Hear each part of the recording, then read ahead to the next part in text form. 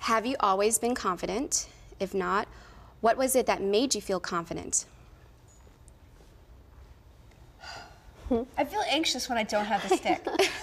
Like I'm gonna say something or, oh, break the rules. I'm sorry, stick. I'm gonna honor you.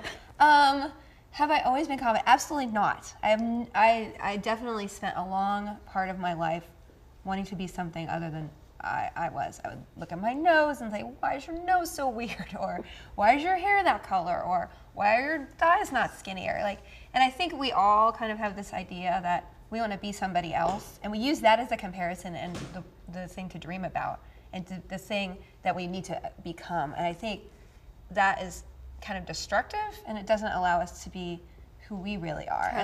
And I think the key is, like I said before, it's a constant, you are born this puzzle box, and you should always look at yourself as something to figure out. Like, who am I? Who is it that you know, I was born to be? And that might change over your life, and that's what's great about just existing. You are never the same static person. But if you're always exploring who you are, then you're always finding what drives you and what you're passionate about and who you are, what color you like, what band you like, what you dream about, what do you want to get up in the morning and do every day. And once you find those things, or even the glimmer of them, again, looking at other people and their standards doesn't affect you as much in a negative way. So that's my thought. Ho, ho, ho. Ho, ho, ho. It's like Santa, kind of. It is. I think for confidence for me, it was definitely something that I never woke up one morning and I was like, I'm the best ever. It was never like that. It was definitely a process, but I kind of figured out the key factor of what was kind of blocking me from getting my own confidence. I kind of think of it as like a Jan Brady phase from the Brady Bunch, where I tried to like scrub off my syndrome with lemons, and it never worked. I smelled good, but it never worked. But I realized that I had to stop comparing myself to other people, because I think all of us do it without realizing that you see somebody and you think, I wish I could look like that, or I wish my clothes fit like that. And it's kind of just an instant negativity or raining on your parade, I guess. And so I decided to make something called the Love Yourself list. And what I did was write everything I liked about myself, whether it was my hair or my humor or anything like that. And I posted it to where when I got ready in the morning, I would read this list.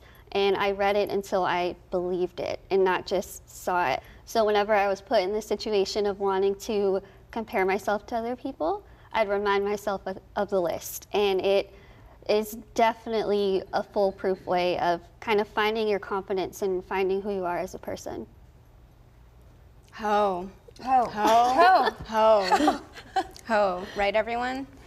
What a great tip, Lizzie, and Felicia, right on with that. I mean, just to add, I don't have anything else to add because they really said everything that was in my heart. Imperfection exists, and it's natural. And I think, you know, when you add that pressure to yourself, just like what you said, Lizzie, it's true. When you compare yourself to other people, it's not going to help better that relationship with yourself, I feel. So I think, you know, no more comparison, like as if, don't think about what other people are doing, focus on what you're doing and what you're best at and who you are and how unique you are. Like everyone has a different fingerprint. That's true, right? Mm-hmm. So that means everyone has a different face. And just like our fingerprints, like we're all unique in this world. Here is a question that came up on our last live chat that, you know, people really loved. I mean, they loved this question. What advice would you give to your 16-year-old self? All right, let that soak in a little. What advice would you give to your 16-year-old self? And why? Oh gosh, it's, I think that a lot of my life I was very anxious, and anxiety really ruled a lot of what I do. And I would somehow try to convey to myself that the anxiety is not real. That is not a voice. That is a voice that is not, it's in my head, but it's not who I am. and it might not actually be there for the right reasons. And so identifying outside of the anxiety why I do what I do, and always pursuing what gives me good feelings would be the better course than what I did for a while, which was just basically let anxiety prevent me from enjoying the things I love. I think my #1 piece of advice to my 16-year-old self would be life is not a movie.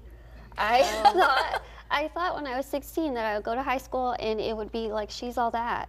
Or that was I pictured it. I pictured walking down the hallway and there would be football players, cheerleaders, people who were in band. And I was like, where am I gonna fit in? I was nervous. But I realized that it's not like that at all. And life, your life can be your own movie. I could write my own movie and decide what my high school life was gonna be like or what my future was gonna be like. And I think when I was looking back, I would tell myself to just kind of, whatever I thought was gonna happen, erase it, and tell myself what I would want to happen, and make that the reality, and make that the movie that I kind of thought high school was gonna be. Oh, really poetic, I love that. My 16-year-old self, I would say, hey, there's way more to life than the bubble that you're living in right now. When I was 16, I thought my whole life was high school, and maybe a little bit of college, and that's it.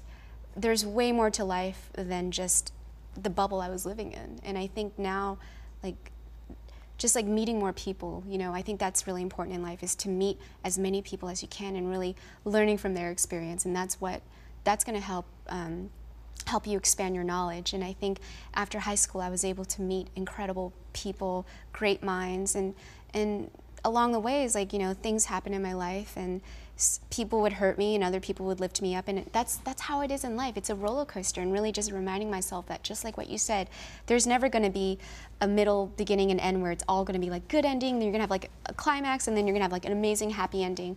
Life doesn't work that way. There's no formula. You kind of just have to go with it and roll with the punches, and really just tell yourself that tomorrow is not promised, and live each day as if it really is the last day.